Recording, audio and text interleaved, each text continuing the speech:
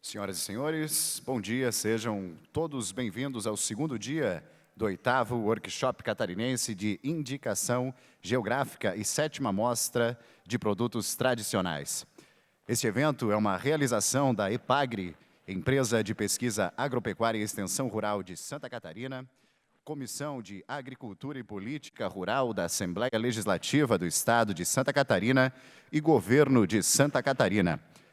Correalização da Rede de Cooperação de Indicação Geográfica, SEBRAE e Escola do Legislativo Deputado Lício Mauro da Silveira. Sejam todos bem-vindos a esse segundo dia. Iniciamos as atividades de hoje com o painel, onde o tema proposto é o Acordo Comercial Mercosul e União Europeia na perspectiva do Mercosul. Para moderar os trabalhos deste primeiro painel, quero convidar doutora Suelen Carls, ela que é bacharel em Direito e mestre em Desenvolvimento Regional, ambos pela Universidade Regional de Blumenau. É doutora em Direito pela Universidade Federal de Santa Catarina, com período sanduíche na Universidade de Oxford, no Reino Unido. Também é pesquisadora sênior do Instituto Max Planck para Inovação e Concorrência da Alemanha.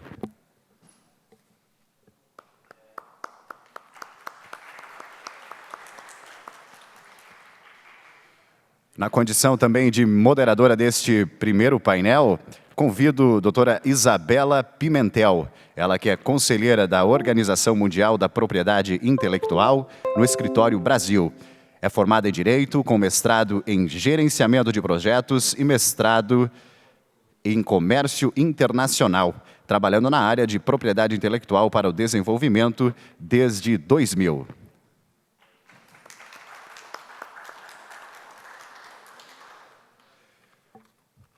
Para palestrar neste primeiro painel com o tema Acordo Comercial Mercosul e União Europeia, convido a doutora Sofia Ruete Lápido, graduada em Direito com mestrado em Propriedade Intelectual e Direito Empresarial, é conselheira jurídica do Departamento de Signos Distintivos, Diretoria de Propriedade Industrial do Ministério de Indústria, Minas e Energia do Paraguai.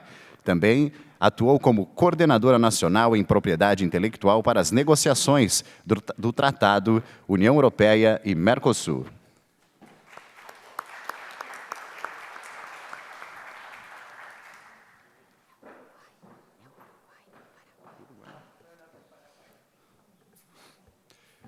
O segundo palestrante deste primeiro painel, convido o Dr. Rafael de Aquino Mafra, ele que é da Secretaria de Comércio e Relações Internacionais do MAPA. Também possui graduação em Relações Internacionais pela Universidade Católica de Brasília e mestrado em Relações Internacionais pela Universidade de Brasília. É especialista em políticas públicas e gestão governamental. Tem 19 anos de experiência no governo federal, 10 anos como especialista em políticas públicas e gestão governamental.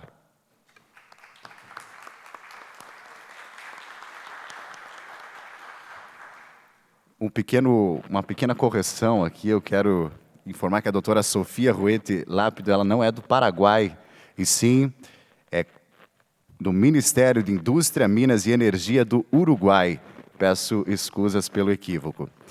Convido o terceiro palestrante deste primeiro painel, Dr. Daniel França, ele que é pesquisador do INPI, e integrante pelo governo brasileiro nas negociações do Acordo Mercosul e União Europeia desde 2016.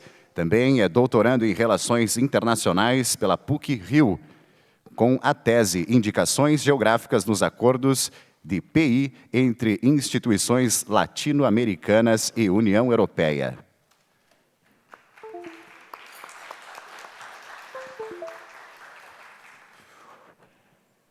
Com a palavra, neste momento, a moderadora Suelen Carls.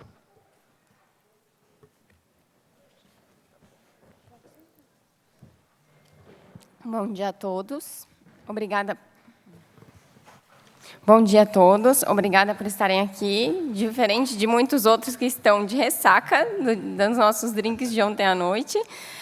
Então, hoje de manhã, a ideia é que a gente tenha uma perspectiva na visão do Mercosul, de como foram as negociações desse tratado, desse acordo comercial entre o Mercosul e a União Europeia, especialmente na questão das indicações geográficas. Eu tive a oportunidade também, nós hoje temos aqui 2 representantes do Brasil, uma representante do Uruguai. Eu tive a oportunidade de conversar com a Roxana Blasetti, que foi a negociadora pela Argentina, e ela também me colocou coisas muito interessantes, que eu tenho certeza que nós vamos ouvir aqui dos outros representantes hoje. Esse é um tema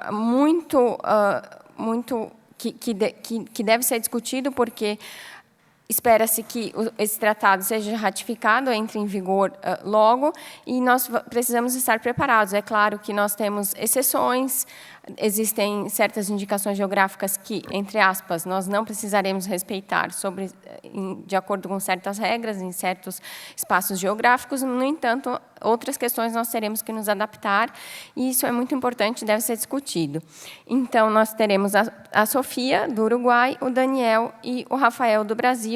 Eu tenho certeza que será uma belíssima discussão e belíssimas apresentações.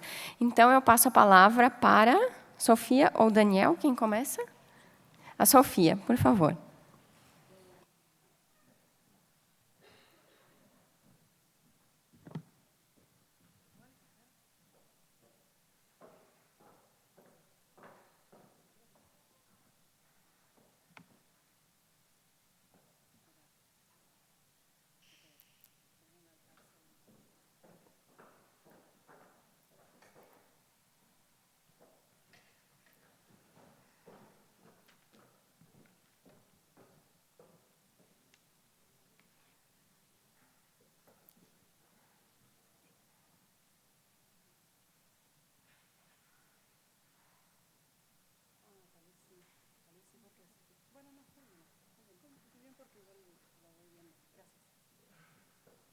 Hola, ¿está bien? Buenos días, es un placer para mí estar acá. Quiero agradecer una vez más la invitación.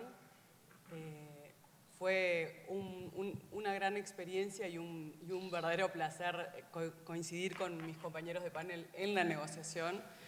Así que vamos a tratar de, entre los tres, presentarles a ustedes un poco cómo fue nuestra perspectiva y la experiencia en sí.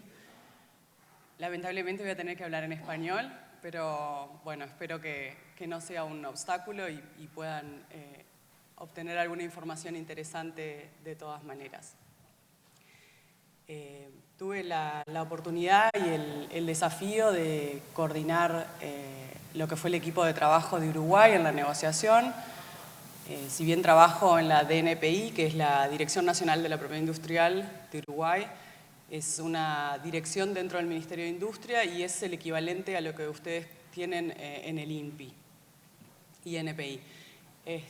Y bueno, eso hizo que tuviera que tratar una cantidad de temas que tal vez no son comúnmente los que se manejan estrictamente desde el punto de vista de la oficina, pero bueno, sirvió como para tener una visión global de los temas y la idea un poco de mi presentación va a ser hacer una síntesis de las distintas etapas y los distintos elementos a destacar tanto de la propuesta europea como de la posición que finalmente tomó Mercosur, los resultados que fueron especialmente relevantes para Uruguay y algunas conclusiones que creo que son interesantes de la experiencia. Bueno.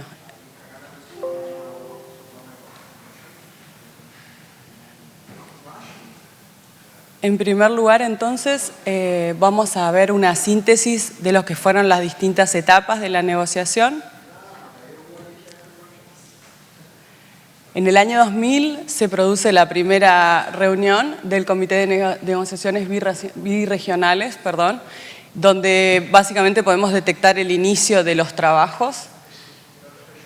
En 2004 se empiezan los intercambios más formales de posiciones y de ofertas y se evalúan como insuficientes y por lo tanto se produce una interrupción hasta el año 2010.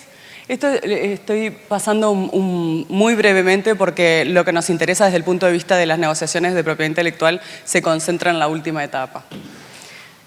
En el año 2011, por primera vez la Unión Europea plantea formalmente la importancia que tiene para su visión la discusión de un capítulo de propiedad intelectual como tal. Y la posición de Mercosur es acepta discutir, acepta intercambiar ideas sobre este tema, considerar puntos a incluir, pero no quiere aceptar de ninguna manera disposiciones que excedan los estándares que se habían establecido en el acuerdo de los ADPIC o TRIPS. Por lo tanto, no va a aceptar disposiciones de tipo TRIPS Plus. Se produce finalmente una nueva interrupción en el año 2012 y ahora sí entramos en esta última etapa de negociaciones en las que llevaron al resultado que tenemos hoy. En el año 2016, durante la presidencia pro tempore de Uruguay, la Unión Europea propone un texto para el capítulo de propiedad intelectual regulando cada una de las áreas de la materia de acuerdo a la posición, por supuesto, de la Unión Europea. Esto implica que en el caso vamos a suponer que Mercosur estuviera dispuesto a aceptar esa propuesta, estaba lista para ser incorporada al acuerdo. ¿Qué es lo que genera esto? Que Mercosur, y estoy hablando muy sintéticamente por supuesto, Mercosur se viera obligado no solamente a cuestionar esa posición que no respondía a los intereses propios, sino también hacer un trabajo muy intenso de exploración y definición de la posición propia. Porque no podíamos ya simplemente decir no vamos a aceptar, sino que estaba planteado y puesto sobre la mesa un capítulo concreto lleno de puntos específicos que necesitaban discusión, aún para el caso de que Mercosur no lo fuera a aceptar. Creo que este fue un punto de inflexión bastante importante y que disparó un poco el trabajo que estuvimos haciendo y que finalmente deriva en el capítulo que tenemos hoy. Otro elemento a tomar en cuenta respecto de la importancia y el peso que han tenido las indicaciones geográficas en la discusión y luego en la finalización del acuerdo, creo que es ilustrativo considerar que algunas de las decisiones más importantes en la temática se terminan decidiendo en la última instancia, o sea, a nivel de ministros.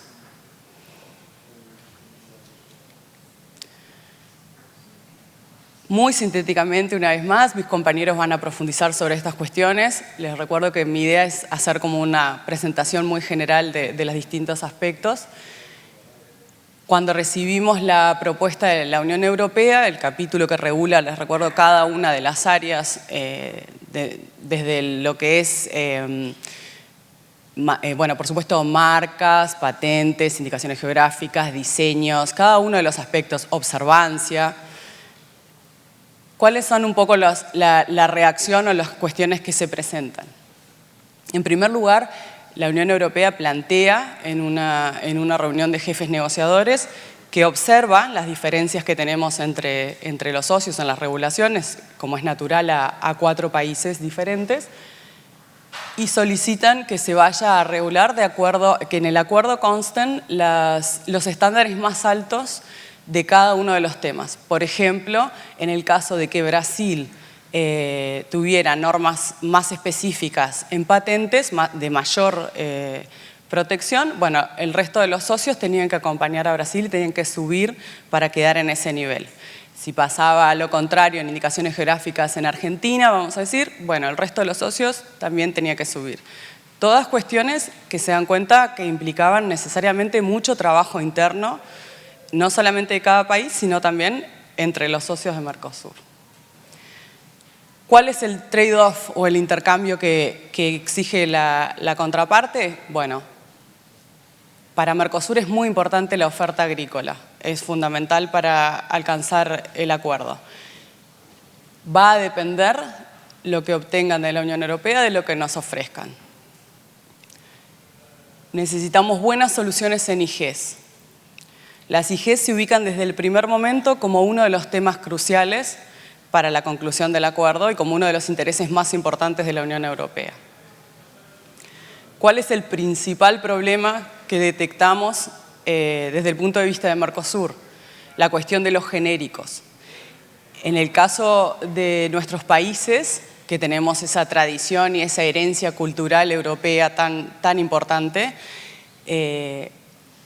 la mayoría de los términos que más le preocupan a la Unión Europea no es casualidad que sean los nombres que más comúnmente utilizamos nosotros en nuestro uso cotidiano.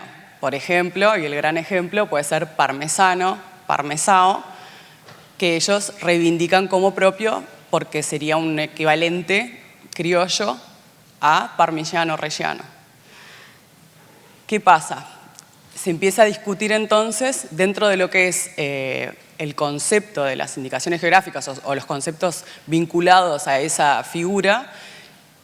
Tenemos lo que se considera nombres genéricos, nombres que han dejado de tener distintividad suficiente para poder ser apropiables.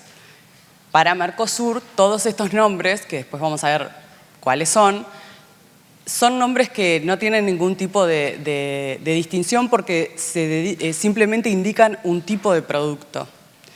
Para la Unión Europea son indicaciones geográficas, es decir, que tienen un valor muy importante para indicar productos muy específicos con características bien definidas. ¿Qué significa eso? Que ellos pretenden el uso exclusivo y nosotros deberíamos dejar, al reconocer eso, deberíamos dejar de poder utilizarlos. Estos son nombres muy importantes para nosotros y eso presenta uno de los mayores conflictos de la negociación. Otro de los problemas que se suscitaron o de las dificultades fue que la Unión Europea dividió la negociación dividió el capítulo de PI para la negociación en dos grupos diferentes.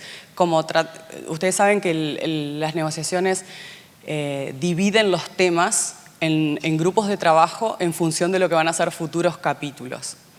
Entonces, teníamos un grupo de trabajo para el capítulo de propiedad intelectual. ¿Qué pasa? La Unión Europea fuerza la división y por un lado quedaron todos los temas de propiedad intelectual por un lado y los de indicaciones geográficas por el otro. Y ustedes deben estar pensando que no tiene sentido porque las indicaciones geográficas, por supuesto, son propiamente, integran la propiedad intelectual. Sin embargo, y más allá de que en definitiva lo tuvimos que hacer de esa manera, la idea un poco era estratégica y generaba la necesidad de negociar dentro de capítulos distintos temas que se superponen. Entonces, aspectos generales como pueden ser la observancia o cómo se va a interpretar las normas de todo el capítulo, se negociaban de un lado y a veces también del otro.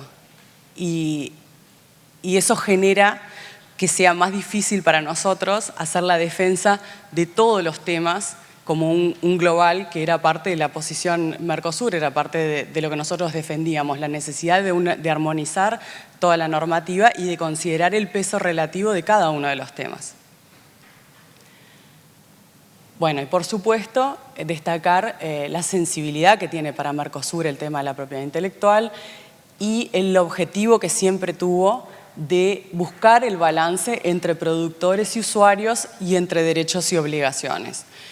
Estábamos negociando con una contraparte que ya tenía firmado alrededor de 60 acuerdos, que tiene una comisión especializada, que es la que negocia, y del lado nuestro teníamos 4 países sin experiencia, ahora en la siguiente lámina lo voy a detallar un poco más, pero que básicamente se acercaba a tratar temas que le eran relativamente extraños, o por lo menos lo eran en términos de una negociación, y sin la fuerza que tiene la Unión Europea, ¿no? y toda su maquinaria negociadora que funciona muy bien y conoce al detalle cada uno de los temas, cada uno de los intereses, los matices a los que pueden llegar, y de hecho se aproximaban a la negociación ya con conocimiento preciso de nuestra propia realidad. En el caso de Uruguay, tengo que reconocer que en algunos elementos nos llegaron a sorprender porque sabían más que nosotros. ¿Cuáles eran entonces un poco los desafíos para Mercosur? Esto que les hablo de las asimetrías importantísimas entre una parte y la otra. La dificultad de tener que ponerse en una posición defensiva, de no querer avanzar en esas disposiciones tan específicas y tan sofisticadas que ya se nos estaban planteando como propuesta. Y eso deriva más que nada de la diferencia en la consolidación. Como les digo, la Unión Europea tiene un nivel de integración mucho más avanzado que el Mercosur y se ven representados por una comisión que ya tiene todos los temas procesados y un balance interno entre cada uno de los países ya marcado. Mercosur tenía que un poco trabajar como países y como socios. Como les decía, a la interna esto presentó intereses y legislaciones nacionales que no necesariamente son coincidentes. Obviamente cada uno de los países había ido evolucionando de acuerdo a su realidad en lo que son la normativa que tenía ya vigente y, como es evidente, los intereses no son siempre los mismos.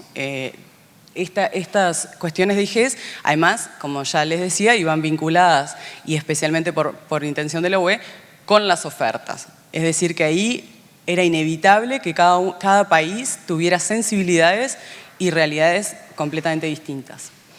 La ausencia de experiencia negociadora conjunta, eso también es algo que marcó mucho el inicio de las negociaciones y que después vamos a hablar, es una de las cosas que yo destaco como más importantes de la negociación, de los resultados, la evolución. Y finalmente la necesidad de construir confianza mutua por esa apenas relación incipiente y obstáculos logísticos en la coordinación interna. Teníamos que reunirnos entre los miembros de los distintos países para ir trabajando mientras ya estaba corriendo la negociación para construir esa posición Mercosur. Básicamente, ¿cuál es la posición Mercosur? Acá incluyo algunos elementos de propiedad intelectual, pero justamente por eso esa división forzada, Mercosur lo veía como un todo. No queríamos ir a TRIPS Plus y queríamos salvaguardar bajo toda circunstancia el acceso a la salud, el tema de patentes. Acá les pongo IPR como single undertaking, o sea, efectivamente un todo que tenía que tener un balance coherente. Y la estrategia que definimos fue salir de esa posición defensiva de mera respuesta a la propuesta europea y empezar a trabajar en demandas propias. Tomamos la posición de cerrar filas con quienes estuvieran en una posición más sensible. Siempre había uno de los socios que estaba más lejos de las demandas o con menos posibilidades de acercarse. Y el resto de los socios, entonces, nos alineábamos todos en ese estándar más bajo. Y definimos objetivos comunes. Cuáles eran los límites máximos a los que todos estábamos dispuestos a llegar y cuáles eran las posibilidades de movimiento que podíamos aceptar. En particular para Uruguay, uno de los desafíos principales fue el de la coordinación y la organización interna. En nuestro caso no existía no hay mucha cultura todavía a nivel de todo el gobierno de los temas de propiedad intelectual. Y bueno, en este caso estamos hablando de indicaciones geográficas. Entonces, cada uno de los sectores o direcciones u oficinas de distintas entidades gubernamentales tuvimos que ponernos en contacto y empezar a trabajar realmente en forma conjunta a nivel nacional. Para esta negociación trabajaron en conjunto no solamente el Ministerio de Relaciones Exteriores, sino también el Ministerio de Economía, el Ministerio de Industria, que es al que pertenezco, el Ministerio de Medio Ambiente, el Ministerio de Ganadería, por supuesto, el Banco Central, el Instituto del Vino, el Instituto de la Carne, la Dirección de Aduanas. Quiere decir que se empezó a generar internamente todo un colectivo que empezó a intercambiar información y a poder trabajar en defender los intereses, que a veces también había que comunicarse internamente para poder delinear cuáles eran efectivamente esos intereses y esas sensibilidades. Es muy, bueno, y eso simplemente sería el sector del gobierno. Se trabajó muy intensamente y en comunicación constante y permanente con el sector productivo, el sector empresarial y la sociedad civil. Esa fue una decisión que se tomó desde el primer momento de parte del gobierno uruguayo y que creemos que fue muy importante para toda la experiencia, porque fue aportando información muy valiosa a lo largo de todo el proceso. Bueno, como ya sabrán, por un tema de producción y de sensibilidad nacional, los temas más importantes de Uruguay en indicaciones geográficas eran los nombres vinculados a quesos y vinos. Y tenemos, bueno, y por supuesto las variedades vegetales y razas animales que fueron parte de esa gran discusión sobre qué son exactamente los genéricos, hasta dónde llega el concepto y en definitiva logramos acordar con ellos que lo que eran razas y variedades vegetales en general se acordó que se podían seguir usando porque era algo que excedía la posibilidad de ellos de apropiarse. Fue una discusión muy compleja. Y bueno, todavía seguimos pensando todos que son genéricos, pero el acuerdo es un matiz.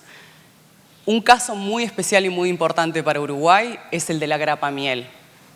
Ustedes van a ver que uno de los nombres en la lista de indicaciones que la Unión Europea reclamaba era el de grappa. Es una aguardiente italiana de larga tradición europea, muy importante.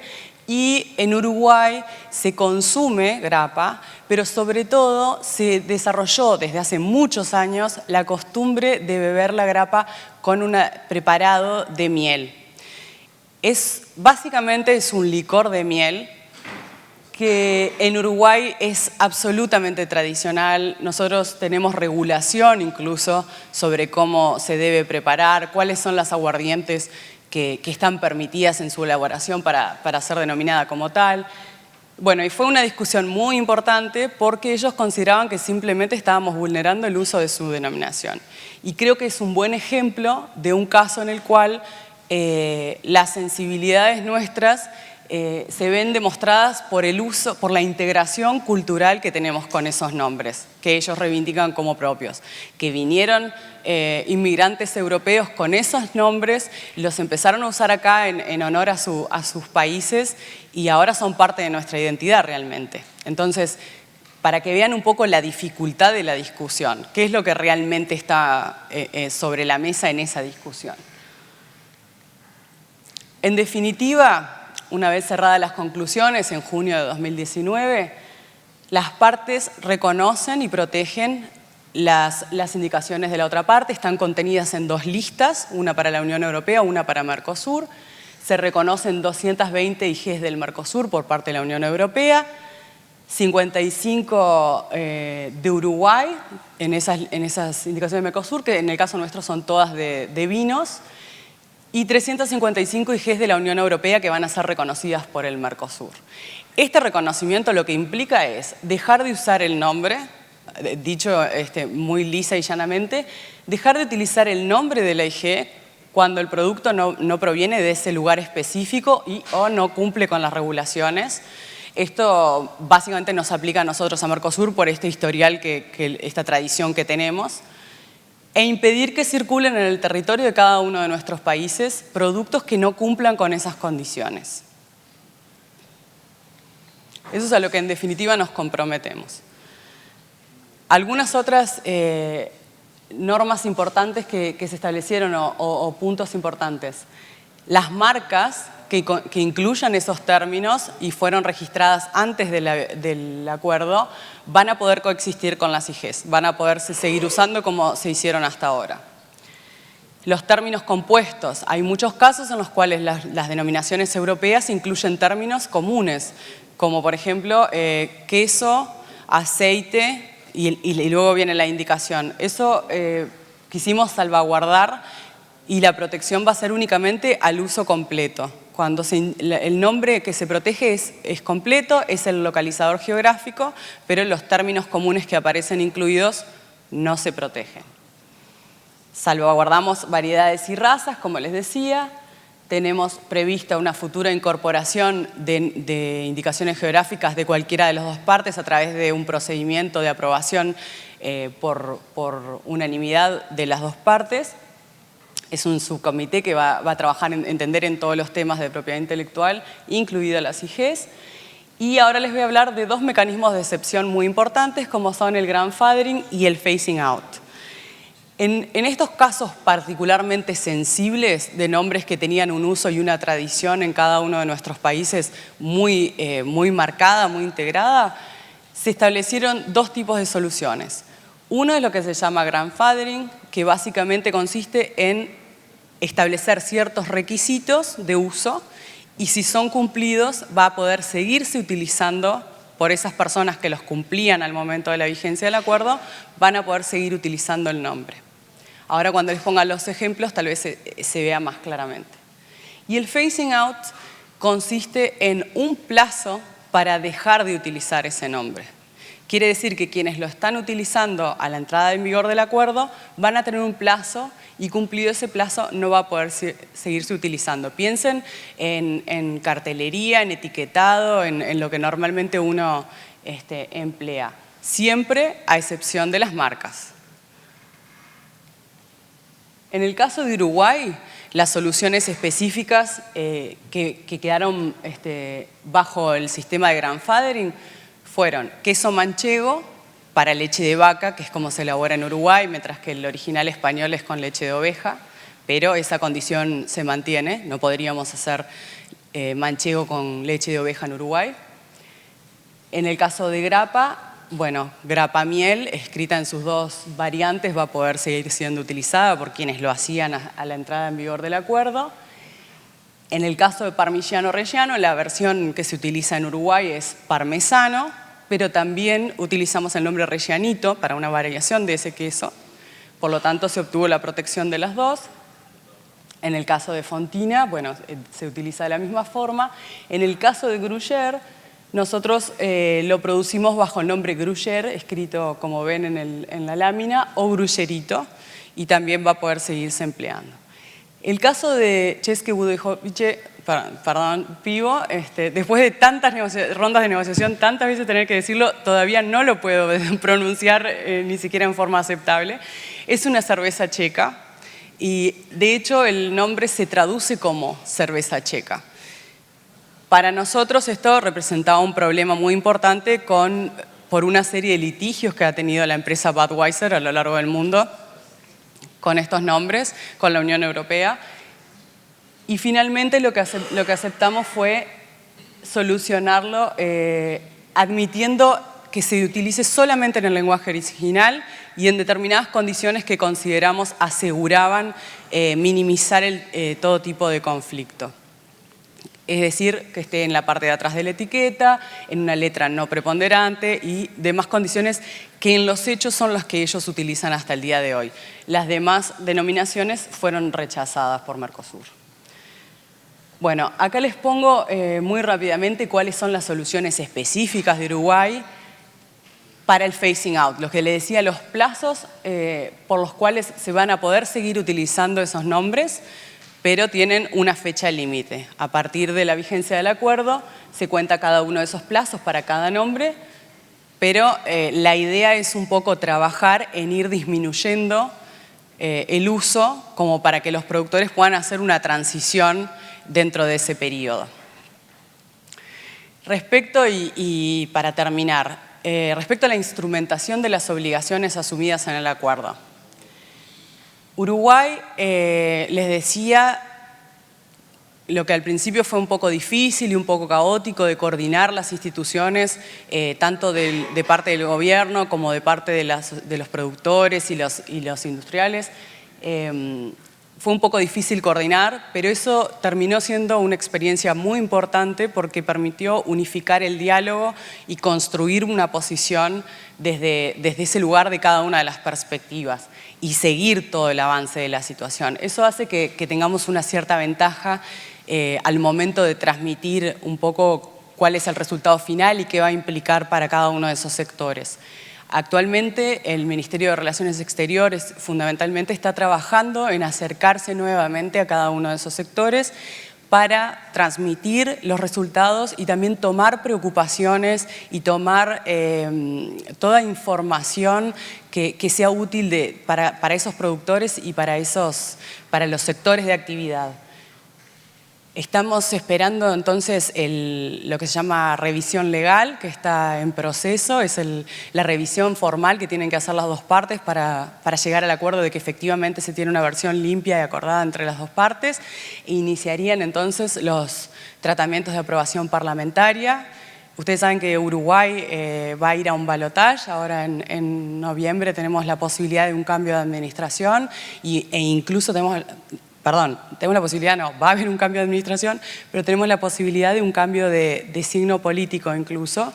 Y sin embargo, es importante destacar que el acuerdo y ese trabajo con los sectores y con las distintas áreas del gobierno han permitido la confianza en que están reflejados los intereses y que se va a poder aprobar el acuerdo. Finalmente se trabaja ya en la creación de un grupo interdisciplinario que en buena medida es esa gente que está trabajando en contacto con los sectores, como les decía, pero también incluyendo a nuevos actores que son relevantes, y se va a trabajar, por supuesto, en normativa especial, porque Uruguay tiene que, en algunos aspectos, en particular observancia, instrumentar nuevos equipos de trabajo y nuevos sistemas de control para efectivamente dar cumplimiento a esas obligaciones. Y finalmente se prevé una segunda etapa de difusión ya masiva para lograr ese acercamiento con cada uno de los productores, en particular, que va a necesitar adecuarse a las disposiciones y va a tener que hacer modificaciones en su trabajo y en su forma de producir, como por ejemplo hacer la transición en caso de un phasing out. Bueno. Básicamente sintetizar, y ahora sí termino, que es el primer acuerdo de alto impacto que alcanza el Mercosur con terceros. Es una agenda muy ambiciosa de relacionamiento exterior que estamos teniendo, y esta experiencia, no solamente por las características de la contraparte, sino también por los resultados y por el trabajo que implicó a nivel interno, creo que nos ha marcado mucho a todos y nos ha permitido aprender un montón, incluso de los errores. Pero en la evolución de los trabajos fue permitiendo la confianza, todos esos elementos que eran desafíos que yo les indicaba al principio. La necesidad de construir confianza, la necesidad de marcar objetivos comunes, todo eso se fue dando a través de este proceso y creo que es muy importante para todo lo que viene. Bueno, y además la confianza que tenemos, por lo menos en la perspectiva de Uruguay, de que efectivamente va a ser un buen acuerdo para todos, a pesar de que justamente en IGES fue uno de los aspectos más duros de la negociación. Bueno, y eso es todo. Muchas gracias.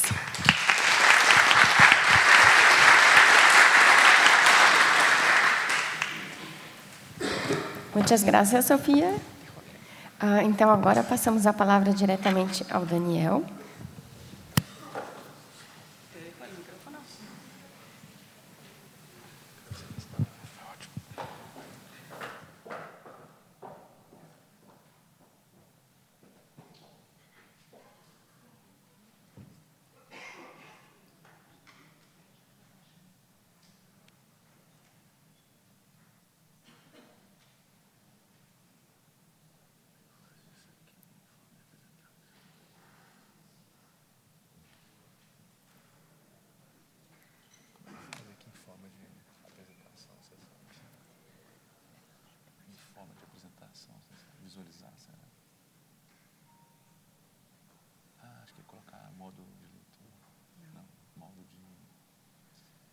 Esse modo de tela cheia. E aqui, será que vai? Ah, vai. Perfeito. Ótimo.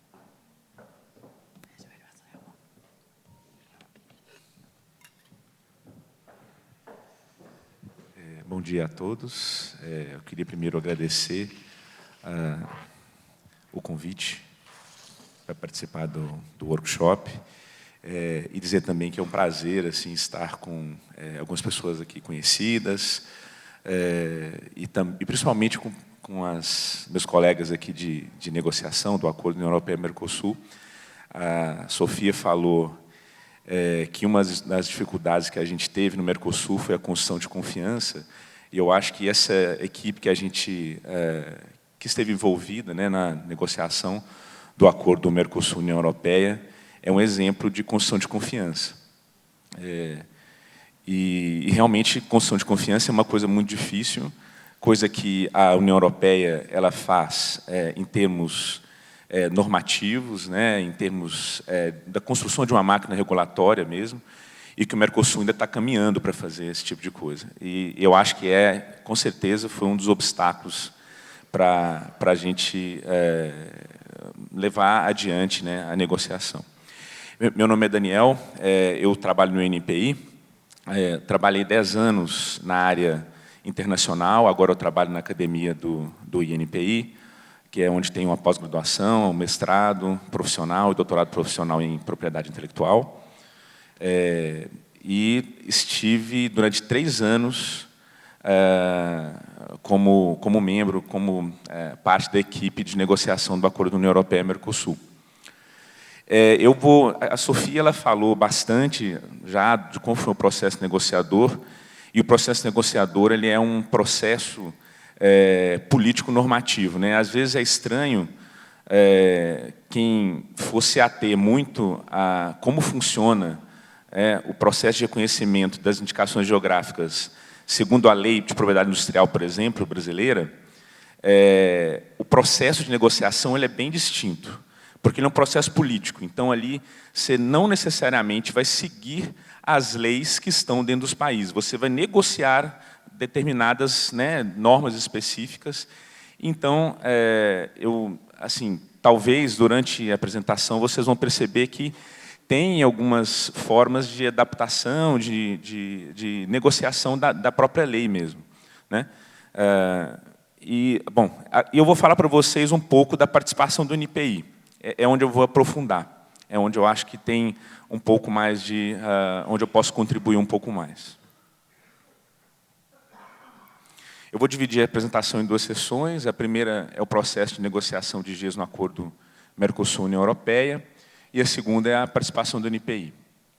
A primeira, algumas partes, a Sofia já passou muito bem, aliás, de forma muito explicativa, muito esclarecedora, mas eu vou aprofundar em algumas etapas e falar um pouco de como que o INPI participou especificamente de algumas etapas de negociação.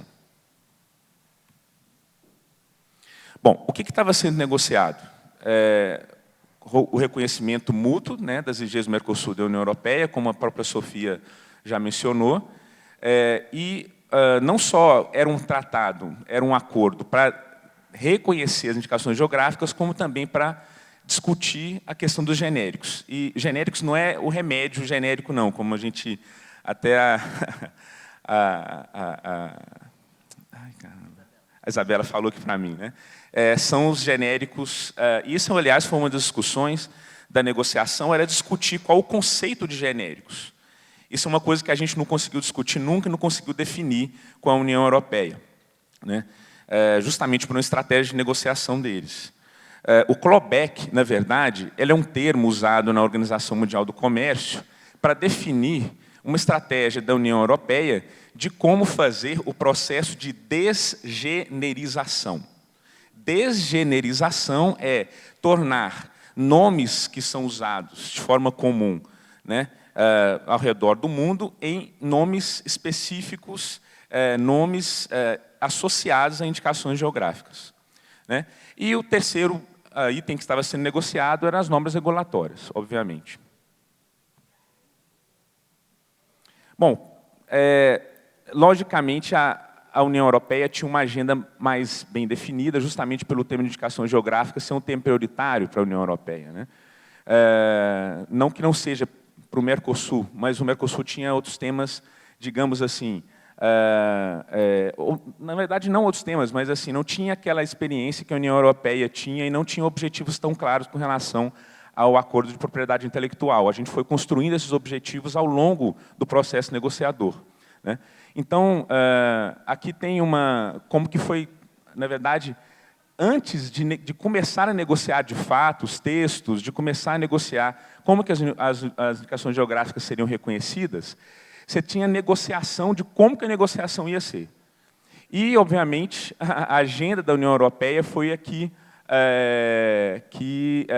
acabou sendo adotada, né, por uma série de fatores. Né. O foco deles era o foco em extensão de proteção das higienes agroalimentares, como já foi dito pela Sofia aqui, né, o clawback, que seria a desgenerização de alguns nomes de indicação geográfica. E aí, junto com isso, é a proibição dos usos de retificadores. Retificadores são os tipo parmesão, tipo gorgonzola, tipo roquefort, são esses os termos retificadores. Né? Enforcement, que é a fase pós, e que a Sofia chamou de observância, né?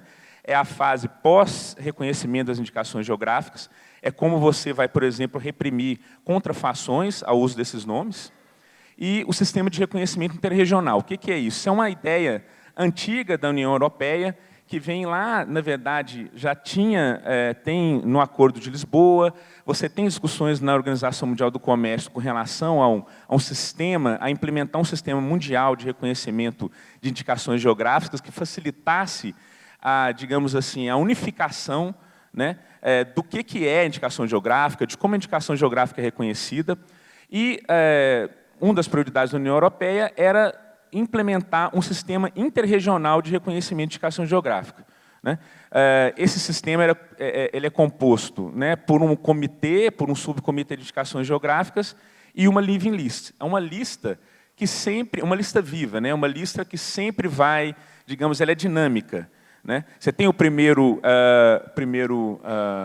reconhecimento com esse acordo, com essa etapa, e mesmo um acordo ratificado, ele vai aceitar novas indicações geográficas, desde que as indicações geográficas elas sejam reconhecidas nos seus países de origem e sejam colocadas aí. Eu não acredito que o acordo não tenha uma periodicidade definida, mas isso eu acredito que vai ser alguma coisa que, mais para frente, vai ser definido que periodicidade essas novas indicações geográficas vão ser colocadas nessa lista viva. Né? Então, essas são as prioridades da União Europeia, que vão conformar a agenda e vão também estabelecer como as etapas de negociação elas vão ser estabelecidas. Né? E tem uma frase ali interessante que é "You shall be better off with your own names". Traduzindo seria, né, vocês vão ficar melhores com seus próprios nomes. Isso foi um negociador europeu que falou essa frase durante a negociação, e eu acho que ela simboliza bastante, ela resume o que significa o significado dessa negociação. Né? O que ela quis dizer com isso, ou ele quis dizer com isso? Né? Que, na verdade, esses nomes genéricos, o parmesão, o gorgonzola, esses nomes que a gente usa comumente, são considerados nomes europeus, não são considerados nomes ou do Brasil, ou são considerados nomes do Uruguai ou do Paraguai. Então, a gente deveria deixar de usar esses nomes, dar exclusividade para os europeus e começar a usar os nossos nomes, quer dizer, das nossas indicações geográficas ou aqueles nomes nossos que indicariam os nossos costumes alimentares. Né? Então, isso define bem o que é, na verdade, o objetivo aí da negociação, principalmente para os europeus. Essas assimetrias, já citadas pela Sofia, elas que, digamos, de certa forma, conduziram à adoção da agenda da União Europeia, né, nesse processo de negociação das indicações geográficas. Aqui você tem algumas justificativas que eu percebi, que eu encontrei, que, digamos, dão sustento, né, para, na verdade, indicam, né, como essas assimetrias elas se colocaram, né, na negociação entre os dois blocos. Né? A primeira seria a diplomacia de negociação de acordos comerciais na União Europeia. Ela é institucionalizada, do Mercosul não. Ou seja, era um primeiro acordo de livre comércio de grande monta que o Mercosul estava negociando. E a União Europeia vem de uma experiência de dezenas de acordos, tem uma máquina, tem uma comissão, tem todo um departamento na União Europeia de negociação de acordos, algo que o Mercosul não tinha, né? E não tem ainda, na verdade. a União Europeia possui experiência e ela possui, interessante, que ela possui um roteiro bem definido para negociar IGs. São etapas que eu vou mostrar posteriormente agora. São etapas bem definidas que, se você analisar outros acordos de indicação geográfica da União Europeia, é muito provável que eles tenham usado o mesmo roteiro. O tema de indicações geográficas ele é prioridade para a União Europeia, ou seja, natural que eles tentassem dar o ritmo, impor o ritmo na negociação, né? E, no geral, né, com relação de forças econômicas e políticas, ele é desigual entre os dois blocos. Aqui são as etapas de negociação. Aqui, talvez, o que diferencia a apresentação minha da Sofia é que eu vou detalhar um pouco mais essa parte.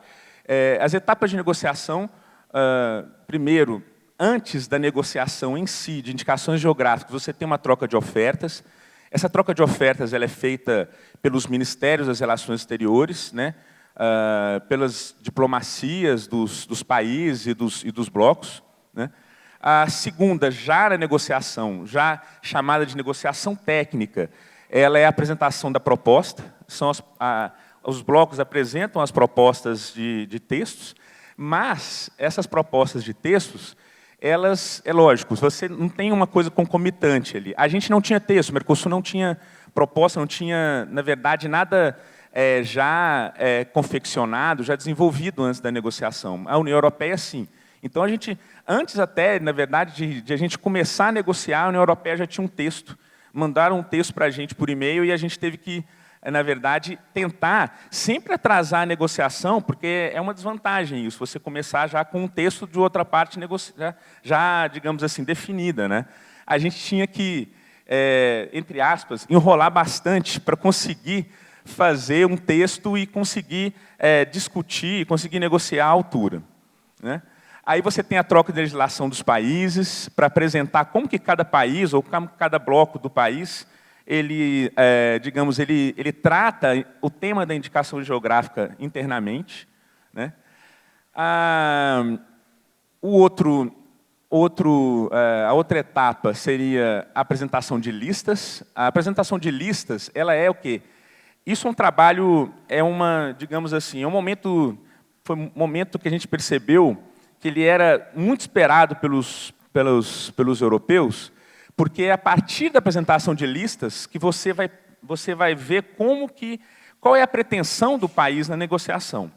Tanto do ponto de vista do reconhecimento das indicações geográficas, quanto do ponto de vista de que nomes, esses nomes genéricos, de quais nomes genéricos você vai negociar.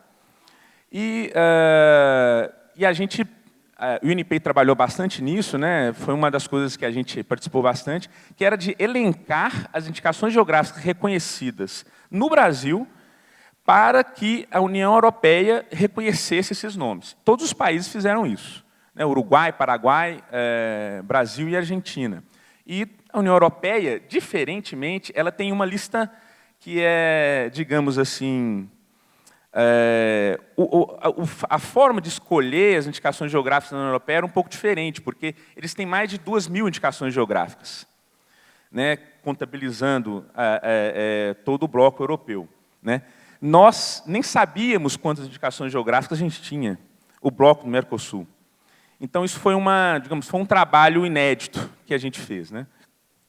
O pre-screening era a próxima etapa. O que é o pre-screening, né? Na verdade, ele você apresenta a lista e, para você saber se, digamos, se tem algum conflito com marca essa indicação geográfica, se tem algum conflito com algum nome genérico, se você utiliza aquele nome comumente no seu país, isso tudo vai ser analisado no pre-screening. Se tem alguma EG homônima também, se tem alguma variedade vegetal que conflita com a indicação geográfica, isso é feito de forma informal, né? Quem faz isso são os escritórios de propriedade industrial, porque eles têm um banco de dados. Mas é lógico, toda a equipe participa, né, desse pre-screening, né? E isso é importante, principalmente, isso é um conceito da União Europeia, na verdade, esse pre-screening, e é importante, principalmente, a gente percebeu que, assim, você já se prepara para, digamos assim, qualquer tipo de oposição que vai vir quanto ao reconhecimento da indicação geográfica, né? Oposição, eu digo, por exemplo, tem um usuário, um terceiro, que vai reivindicar o uso, que vai falar que o reconhecimento daquela indicação geográfica não é válido, porque ele já é usado no país, já tem um reconhecimento, às vezes, até de propriedade industrial, enfim. Então, esse é o pre-screening.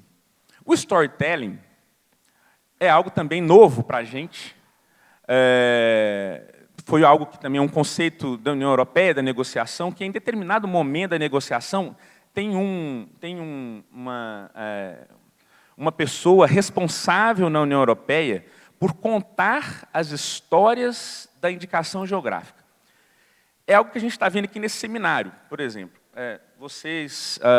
Eu vi ontem a palestra da banana de Corupá, vocês contaram uma história de como que ela foi desenvolvida, de como que vocês conseguiram a indicação geográfica, há quantos anos, de onde ela veio, digamos assim... Vamos lá, então. Então, o storytelling é isso. São histórias que são contadas, né, principalmente da parte dos europeus, de como que o nome, por exemplo, Gorgonzola, há quantos centenas de anos ele é utilizado. Há quantos anos, de onde veio o champanhe, por exemplo. Né? Tudo para justificar que aquilo é uma indicação geográfica. E não, e não se justifica o uso, digamos assim, amplo, né, e comum daquele nome. Aí você tem a publicação de fichas, né, as fichas da indicação geográfica, é diferente daqui da lei nacional, que você tem os pedidos, todo muito detalhado. Não, ali foi uma coisa mais rápida, são fichas com detalhes mais gerais das indicações geográficas. Aí você tem a publicação delas, a oposição de terceiros, como eu já disse. Os subsídios, que são, por exemplo, você tem algum tipo de reclamação, ou algum tipo de reivindicação do uso exclusivo daquele nome, os subsídios eles são construção de justificativas, né, para você, digamos assim, rechaçar aquela oposição. Por exemplo, os europeus, lá, o uso do champanhe, por exemplo. A gente está reclamando aqui, os produtores de champanhe ou de espumante, né, lá do Rio Grande do Sul, ou da Argentina, determinada região produtora, eles reclamaram que não é possível dar a exclusividade do nome champanhe para os europeus. Então, os europeus vão lá e vão escrever, não, é possível sim, porque o champanhe, vocês estão usando o champanhe de forma equivocada, ele tem determinada história. Então, esses são os subsídios. Né? Eu repeti storytelling, vocês me desculpem. A próxima etapa seriam as exceções, que é negociar nome por nome, né? Que é, por exemplo, foi o que a Sofia exemplificou, que é, por exemplo, o champanhe. O champanhe é utilizado ainda na Argentina como nome genérico.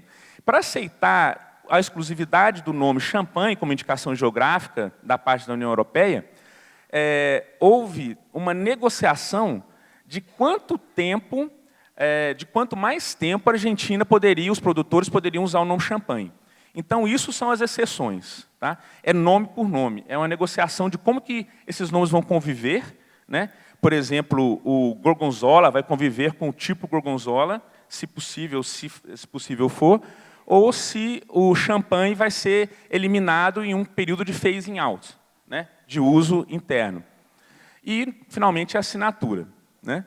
Esse processo, essas etapas de negociação é um processo não linear, ou seja, durante todo o tempo está acontecendo a negociação de textos. Né? Vou passar para frente aqui. As etapas pós-negociação, você tem aí a ratificação do acordo. As IGs vão ser reconhecidas somente quando o acordo for ratificado, ou seja, as normas negociadas lá, elas vão ser reconhecidas, logicamente, só quando o acordo for ratificado. Ali você tem a regulação da convivência, né, dos nomes, o phasing out também. Quer dizer, o phasing out ele vai começar a valer só depois que o acordo for ratificado. Por exemplo, o conhaque no Brasil. O uso do conhaque. Daqui 7 anos, quando o acordo for ratificado, 7 anos depois da ratificação do acordo, os brasileiros ou os produtores de conhaque vão ter que parar de usar esse nome. É um exemplo de phasing out. Né? como eu já disse para vocês, o funcionamento do Comitê de Indicações Geográficas, ou seja, reconhecimento de novas indicações geográficas, e o enforcement. A participação do NPI. Como que o NPI participou? E de que etapas o NPI participou? De quase todas as etapas. De quais etapas o NPI não participou e não vai participar? O NPI não participou da troca de ofertas, que é uma fase mais política, né? Geralmente realizada pela diplomacia dos países, dos blocos. O NPI não vai fazer o enforcement das indicações geográficas, ou seja, o NPI ele não é um órgão fiscalizador, não é um órgão também digamos assim, como, por exemplo, que eu acredito que no Brasil quem faz o enforcement de propriedade intelectual é a Polícia Federal. Ele não vai fiscalizar também a efetivação dos phasing out. O NPI não vai, por exemplo, nas empresas lá dizer que, olha, você não pode usar mais o conhaque, você não pode, porque isso nem é de competência do NPI, na verdade, né? E o NPI também não vai ratificar o acordo, porque quem faz isso é o presidente da República. Do ponto de vista da assessoria internacional, o NPI participou presencialmente em quase todas as rodadas de negociação, como parte consultiva, né?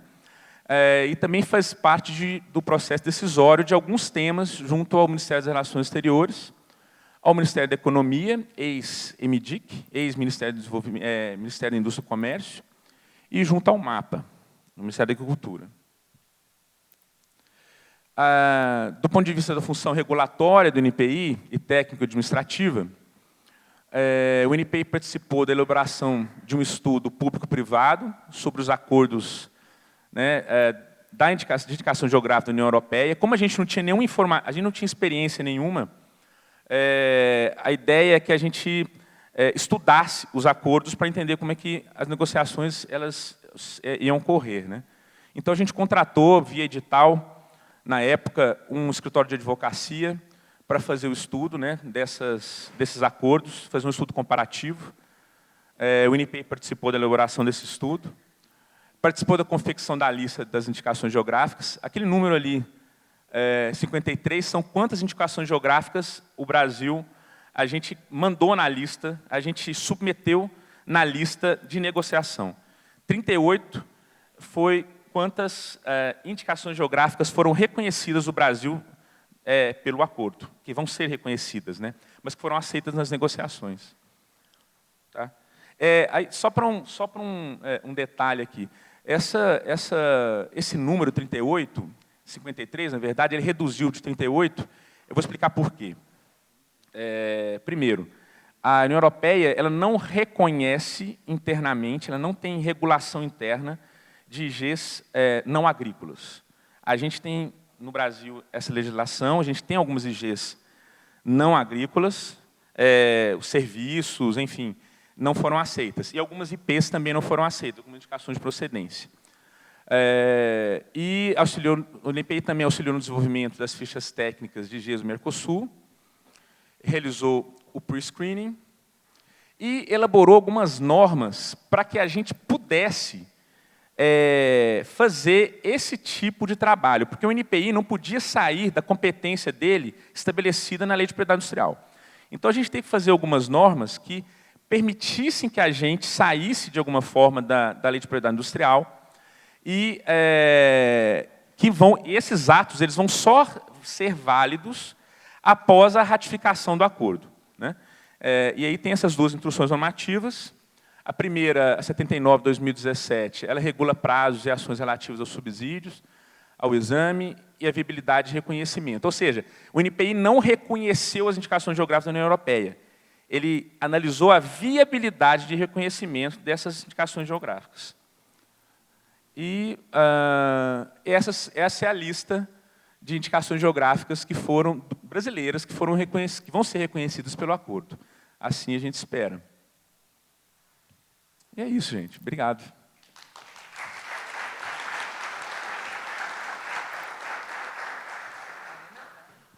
Obrigada, Daniel. Muito interessante colocar isso para a gente, a participação do INPI na negociação do acordo. Então, agora a gente vai para o Rafael.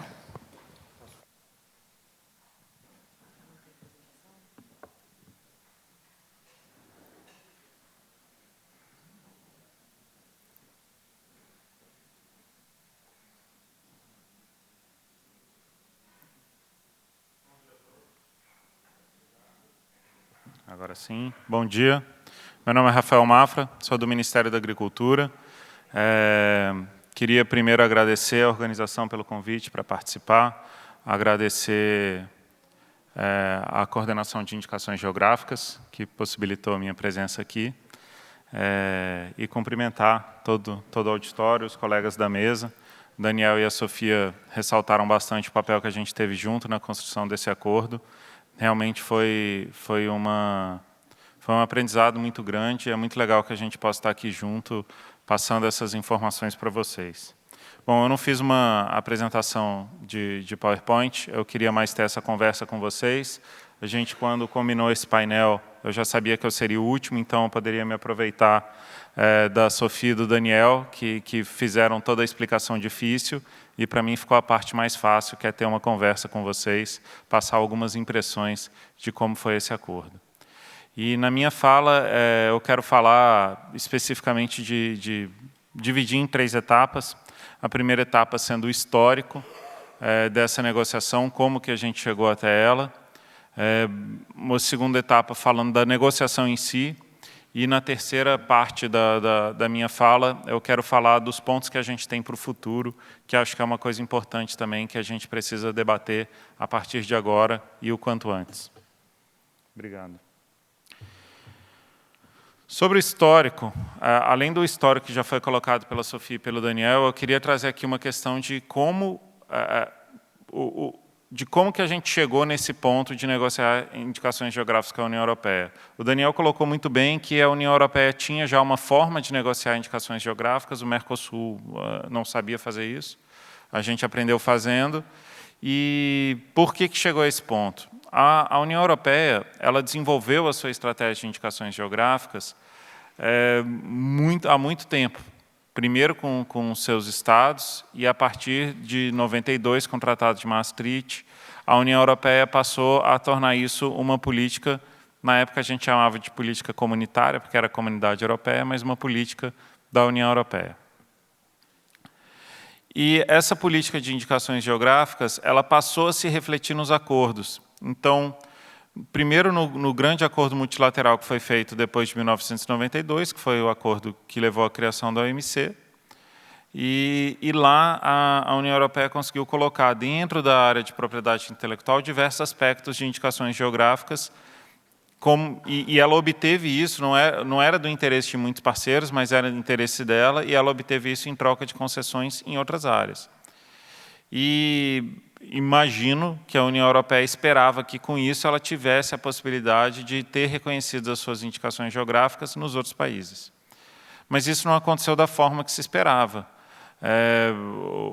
Os países foram constituindo, como o Brasil, por exemplo, constituiu a sua própria política de indicações geográficas, e ela não facilitava muito o reconhecimento de indicações geográficas nem do Brasil e nem de países estrangeiros. Então, a União Europeia passou, nessa década, nos anos 10, eu acho legal se referir a esse tempo que a gente vive como anos 10, porque parece uma coisa tão antiga e é o presente. Que nos anos 10, a União Europeia passou a colocar nos próprios acordos o reconhecimento de indicações geográficas, como a gente já viu vários exemplos aqui, e o exemplo de indicação geográfica sempre mais patente é o champanhe, mas todos os outros, o Comté, que foi apresentado aqui ontem com muita competência, de colocar indicações geográficas no acordo. E assim, a primeira vez que eu vi isso, eu achei muito estranho, e eu achei estranho que todo mundo estivesse considerando normal. Por quê? Reconhecer uma indicação geográfica num acordo, se a gente comparar com outros aspectos de propriedade intelectual, isso não acontece. Imagina você reconhecer um direito de autor no acordo. Você fala assim, não, o Paulo Coelho tem direito sobre essa obra aqui que ele escreveu no acordo Mercosul-União Europeia. Não é esquisito, ou uma patente, a patente de um medicamento, de um agrotóxico, colocar isso num acordo. Então, era uma coisa esquisita.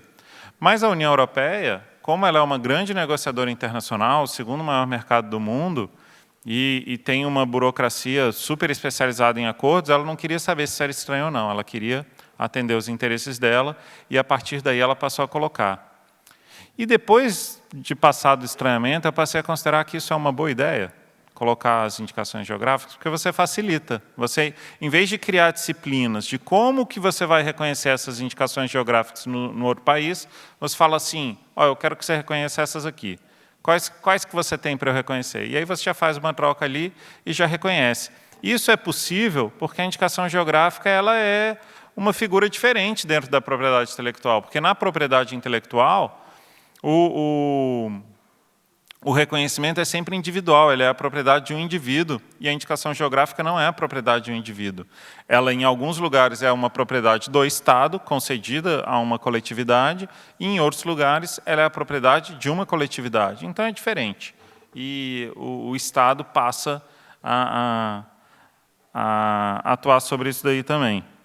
Então, a União Europeia colocou as indicações geográficas e a gente passou por uma negociação muito dura, como a gente viu aqui nas apresentações anteriores. Foi um período de muito aprendizado para o Mercosul, para o Brasil em particular, em que a gente entendeu como é difícil fazer esse tipo de negociação, mas como ela tem alguns benefícios. E eu volto nisso na terceira parte, o que a gente aprendeu com isso, como que a gente absorveu esse conhecimento e passou a utilizá-lo em outras negociações, mas isso eu vou falar no futuro. Eu queria falar da negociação. Na verdade, eu falei negociação para nomear essa segunda etapa da minha fala, mas eu queria chamar de a batalha da negociação. Primeiro, porque é mais épico, né? Uma batalha da negociação. E segundo, para dar uma noção melhor do que foi isso daí para a gente. Então, o primeiro problema que surgiu, o número de indicações geográficas europeias. A União Europeia pediu o reconhecimento de 357 indicações geográficas por cada um dos países do Mercosul. 357. Vocês viram nas apresentações de ontem, e os senhores são catedráticos nessa matéria, o Brasil tem por volta de 60 indicações geográficas. Então, com o acordo do Mercosul e União Europeia, a gente passa a ter mais indicações geográficas europeias no Brasil do que brasileiras, que é um problema. Assim, é um problema simbólico, mas não deixa de ser um problema. E, por outro lado, o que a gente tem de vantagem é que o Brasil conseguiu colocar 36 indicações geográficas e mais 10 reconhecimentos, mais ou menos, de indicações geográficas não alimentares na União Europeia. E nenhum dos países membros da União Europeia colocou 40 indicações geográficas no Brasil. Então, assim, para o bloco é muito grande, mas se você olhar individualmente por país, o jogo ficou mais ou menos equilibrado. E aí, a gente, no acordo, chegou a algumas soluções. A Sofia explicou aqui antes quais foram as soluções encontradas no acordo, que são basicamente duas, eu vou repetir porque é muito importante, que é o grandfather, a cláusula do avô, como a gente chama, e o phase-out. O grandfather significa que quem já produzia aquilo lá, comprovadamente produzia o produto com aquele nome, pode continuar produzindo. E quem não produzia não vai poder nunca mais. E o phase-out é a retirada gradual daquele produto com aquele nome do mercado. Então, o produto pode continuar existindo, mas com outro nome.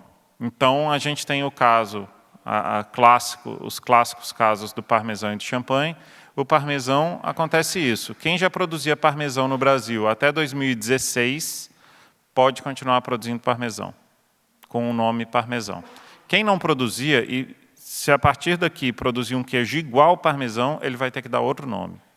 Esse nome ainda não foi definido qual é, estamos aceitando sugestões que sejam melhor do que queijo duro para ralar.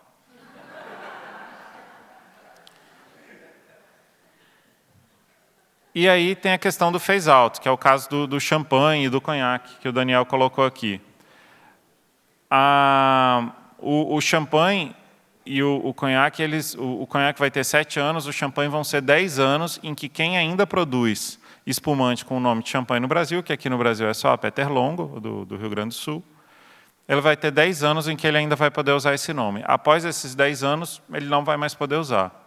A ideia é que ele retire gradualmente isso do mercado, mas ainda não existe uma definição legal, regulamentar, de como que isso vai acontecer, até porque o acordo ainda não foi ratificado. E aí, o caso que eu acho mais interessante, além do champanhe, que a gente repete muito, eu acho que a gente tem um caso muito interessante de grandfather aqui em Santa Catarina, que é o caso do Steinheger.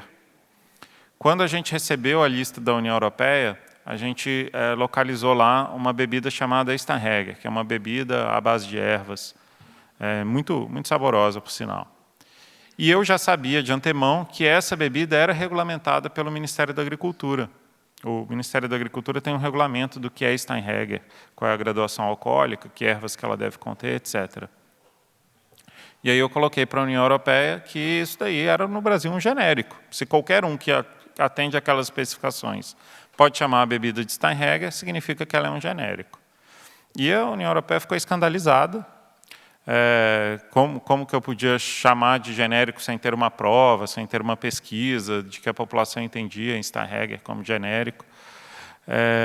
E eu coloquei que para a gente era muito simples, estava regulamentado, era genérico, e eles disseram que eles solicitaram, né, no âmbito da negociação, falaram, não, a gente gostaria que vocês reconhecessem o nome da União Europeia e nos dessem direitos exclusivos sobre a bebida Steinheger. E aí a gente foi pesquisar, a gente fez uma pesquisa conjunta com o INPI, com o pessoal do hoje Ministério da Economia, e a gente foi descobrindo coisas sobre o Steinheger no Brasil. A gente descobriu, por exemplo, que a cidade de Porto União, que fica aqui perto, se considera a capital nacional do Steinheger.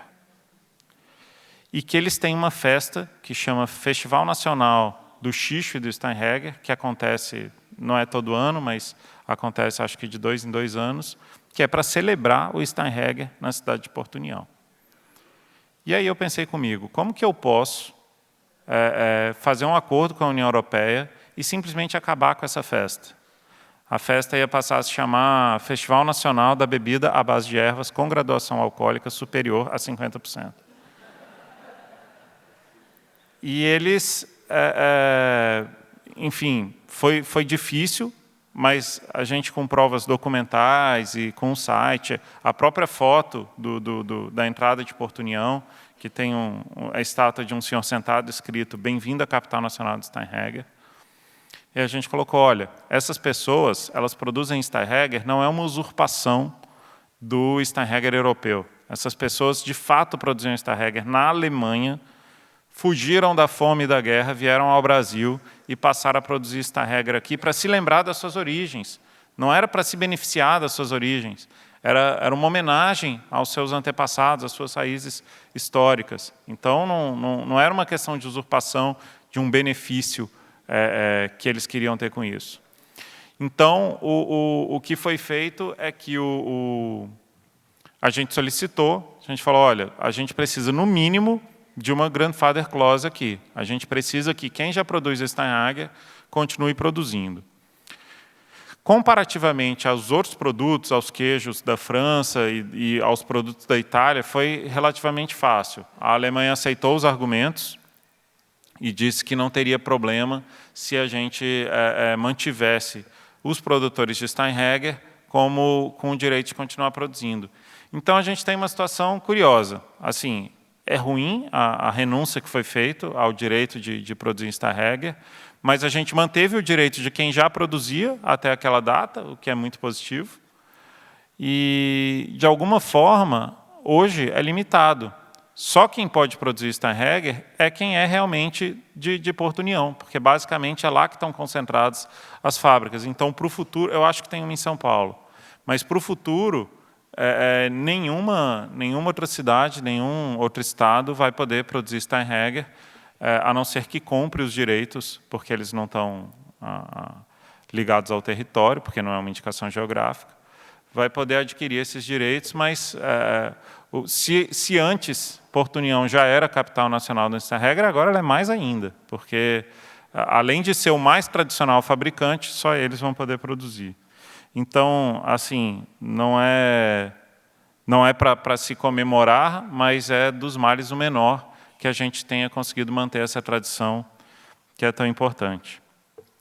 Então, achei interessante trazer detalhes da negociação. Com isso, eu concluo a segunda etapa. Já falei do histórico, falei da batalha da negociação. E agora falando sobre o acordo finalizado para a gente começar a olhar para frente.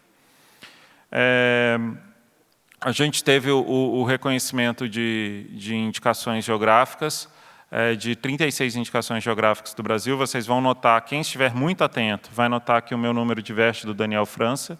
Ele apresentou 38. Não sei quem está certo. Vamos nos reunir depois para descobrir. Mas esses números sempre variaram. Durante a negociação, o pessoal falava, gente, vocês não têm Excel no computador de vocês para contar quantas indicações geográficas são, mas sempre existe uma polêmica, uma que entrou, que saiu na última hora. Então, a gente tem aí entre 36 e 38 indicações geográficas reconhecidas. Das indicações geográficas de Santa Catarina, a gente tem as uvas Goethe, foram reconhecidas, assim que o acordo entrar em vigor, elas serão protegidas na União Europeia, o que significa que nenhuma uva, sequer da União Europeia, poderá se chamar Goethe, mesmo que seja da família Goethe, na Alemanha. Esse passou a ser um direito exclusivo das uvas de Santa Catarina, que eu considero positivo, porque não conheço com detalhe os detentores da IG, mas sei que haveria um custo grande de se solicitar esse reconhecimento na União Europeia, porque você precisaria ir até lá, ou designar um procurador, pagar as taxas, e esse reconhecimento vai acontecer. E da mesma forma que esse reconhecimento vai acontecer com a União Europeia, daqui a pouquinho eu vou falar dos outros acordos, mas a gente tem a expectativa de que as uvas Goethe, por exemplo, sejam reconhecidas por volta de 35 países, aí num futuro bem próximo. A outra indicação geográfica já reconhecida de Santa Catarina, a banana de Corupá, ela não entrou nessa lista, porque ela não era reconhecida ainda quando a gente fez a troca de listas, ela surgiu depois. A gente conseguiu colocar até a erva mate de São Mateus, que foi alguns dias depois que a gente apresentou a lista, a gente fez uma retificação da lista, mas a banana de Corupá foi muito tempo depois, não teve tempo hábil para a gente colocar. Mas o Daniel França colocou uma questão importante, que é o que a gente chamou de living list, ou a lista dinâmica, como o Daniel colocou. Que significa que esse comitê vai se reunir no futuro e vai trocar novas listas menores, mas vai trocar listas de indicações geográficas. Então, a União Europeia vai dizer, olha, depois que a gente fez o acordo, surgiu essa indicação geográfica aqui, ela é super importante, a gente queria vê-la reconhecida nos países do Mercosul. E o Mercosul vai poder botar a sua lista. E, com certeza, na primeira ocasião em que isso acontecer, a gente vai colocar a banana de Corupá lá. Então, de alguma forma, esse acordo permite que a gente também tenha reconhecida as nossas IGs que estão sendo reconhecidas nesse momento, as futuras indicações geográficas aqui de Santa Catarina, se forem antes desse momento, vão poder entrar também. Tem um outro aspecto interessante nesse acordo, que vocês vão lembrar, eu falei há pouco da solução do phase-out, em que você tem que gradativamente excluir esse produto. A gente teve 19 produtos, não vou ler todos aqui, mas a gente teve 19 produtos que vão a phase-out, que, portanto, gradativamente vão ter que deixar de ser produzidos no Brasil. Desses 19, tem alguns queijos, tem produtos embutidos, tem bebidas, e o que a gente combinou com a União Europeia? Para esses produtos que vão ter que sofrer phase-out, a gente deixou aberto uma possibilidade de solicitar cooperação à União Europeia para a gente estabelecer um novo nome para esses produtos e fazer o marketing desses produtos antes que acabe esse prazo. Então, isso é muito interessante, principalmente para pequenos produtores que produziam queijos que até não são muito conhecidos, mas que eram regulamentados pelo Ministério da Agricultura, como o queijo Talégio, o queijo Pont l'Évêque, o próprio queijo Comté, que foi apresentado ontem. Esses produtores, além dos 5 anos que eles têm ainda para produzir, eles vão poder solicitar uma cooperação para estabelecer um novo nome, talvez estabelecer um novo padrão de identidade e qualidade e fazer a comercialização desse queijo, de forma que a gente minimize o prejuízo que ele vai ter, porque certamente ele já tinha clientes acostumados com esse nome e ele precisa fazer um marketing aí em cima para que os clientes conheçam o novo nome, continuem adquirindo os produtos e se tudo der certo, que ele tenha novos clientes e que esse produto seja mais conhecido entre os consumidores brasileiros. E aí, olhando mesmo para o futuro, isso é como esse acordo vai ser implementado. Existe ainda uma polêmica sobre a ratificação, vocês devem estar acompanhando no jornal. A Irlanda e a França já manifestaram dizendo que não vão assinar. O acordo Mercosul-União Europeia, ele precisa ser ratificado pela União Europeia como ente jurídico separado e pelos Estados-membros. E alguns países já se manifestaram dizendo que não vão ratificar. Mas, embora eles tenham dito isso, eles não fizeram a votação, de fato, no parlamento. Então, não foi rejeitado ainda.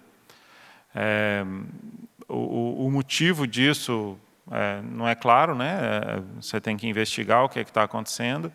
Em alguns casos, a gente acha que é uma questão eleitoral, que tem eleições no ano que vem na França, por exemplo, e que é um posicionamento importante para os eleitores defender a questão ambiental, sobretudo no Brasil.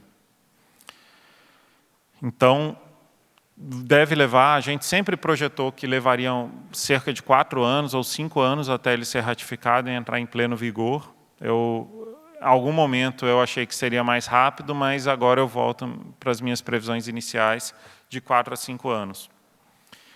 E aí o que a gente tem agora? A gente está negociando novos acordos. A gente está negociando acordos com o Canadá, com Singapura, com Coreia do Sul, e a gente tem colocado indicações geográficas nesses acordos. Como eu disse, foi um aprendizado grande que a gente teve com a União Europeia. Agora, diferente das indicações geográficas da União Europeia, que são muito ricas, as nossas indicações geográficas já tiveram uma dificuldade de juntar os recursos para ter a indicação geográfica aprovada no Brasil.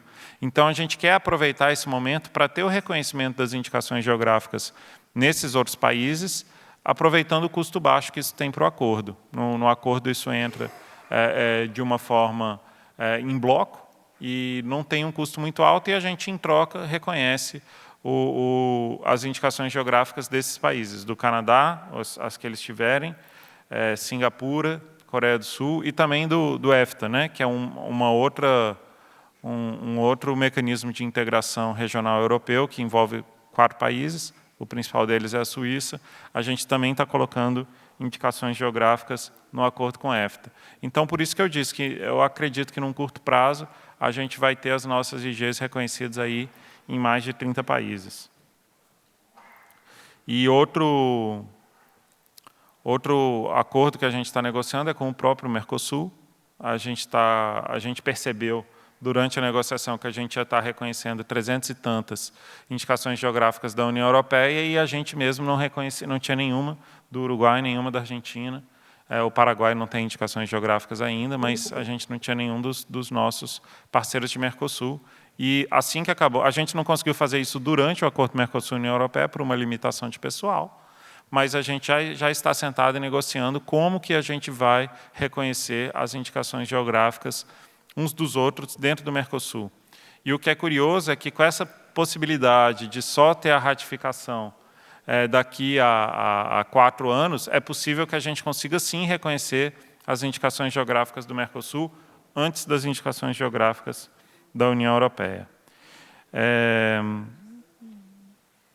Então, para efeitos de conclusão, tendo passado aqui o histórico, a negociação e o que a gente está olhando para o futuro, é só para dizer que a gente sabe como a questão de indicações geográficas é difícil para os produtores, a gente sabe como ela é difícil para os estados, a gente sabe que é um desafio grande a gente ter esse reconhecimento de indicações geográficas, organizar a produção. E do ponto de vista internacional, o que a gente está tentando fazer com todos os nossos esforços é fazer a nossa parte, é ter essas indicações geográficas reconhecidas no exterior, é olhar com muito critério, essa é uma parte que o INPI faz muito bem, olhar com muito critério que indicações geográficas a gente reconhece aqui no país, para que a indicação geográfica não seja um conceito frouxo, E a gente vai fazendo a nossa parte de forma que, se alguma dessas indicações geográficas ganhar notoriedade, ganhar maior produção e conseguir acessar um mercado externo, que eu acho que é uma tendência, o acordo já vai estar pronto. Não adianta, no momento que a gente acessar um mercado, tentar começar uma negociação dessas. Essas negociações são oportunidades. Para um mercado como o do Mercosul, a gente não consegue celebrar tão rapidamente esses acordos. Então, a gente está se antecipando, abrindo esses mercados, protegendo os nossos produtos no mercado e fazendo a nossa parte para que a gente consiga proteger e promover as nossas indicações geográficas no Brasil e no mundo. Muito obrigado.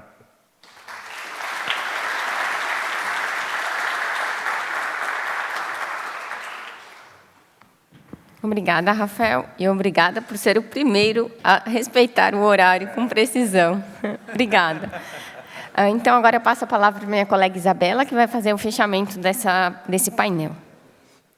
Obrigada, Suelen. Queria parabenizar a comissão organizadora pelo naipe, pelo nível dos palestrantes nessa mesa, que foi excelente. E um fato que eu não sei se vocês perceberam, a Sofia, o Rafael e o Daniel, eles estão aqui desde ontem. O tempo todo eles ficaram juntinhos. Foram almoçar juntos, dividiram a tainha, sentaram aqui. Isso é uma mostra do quanto esse grupo ficou coeso e ficou unido também para conseguir levar adiante essas negociações. Gostei muito da apresentação da problemática. Eu acho que é uma coisa também a ser muito levada em consideração. O Brasil é um país aberto a migrações e tem ondas migratórias. Da mesma forma como vieram os europeus no século XIX, agora nós estamos tendo outras ondas migratórias venezuelanas, de países muçulmanos, e ficar atento para que isso não se repita depois, daqui a 50 anos, a gente esteja discutindo a arepa da Venezuela e a arepa do Mato Grosso também. E gostei muito de ver também que essas negociações elas serviram principalmente para discussão da consolidação de uma lista de indicações geográficas dentro dos países do bloco da União Europeia, do Mercosul, e que isso já esteja sendo levado à mesa também para outros acordos, para outras discussões de acordo de livre comércio. Quer dizer, o Brasil, o Uruguai, o Paraguai e a Argentina estão cada vez mais conscientes da força econômica e da importância também das suas próprias indicações geográficas, né? E como isso pode ser uma moeda também importante e forte. E, infelizmente, né, Suelen, a gente não vai ter tempo para perguntas, então eu vou passar agora para a Suelen para ela concluir também. Obrigada. Obrigada, Isabela. Obrigada a todos os palestrantes. Eu convido vocês para saudá-los com uma salva de palmas agora no final.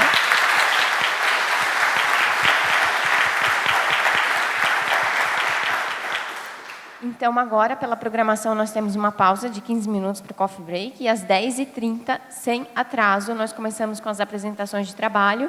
O grupo 2 é aqui nesse auditório, o grupo 1 é no plenarinho, no térreo. Então, por favor, 10h30, todos presentes. Obrigada.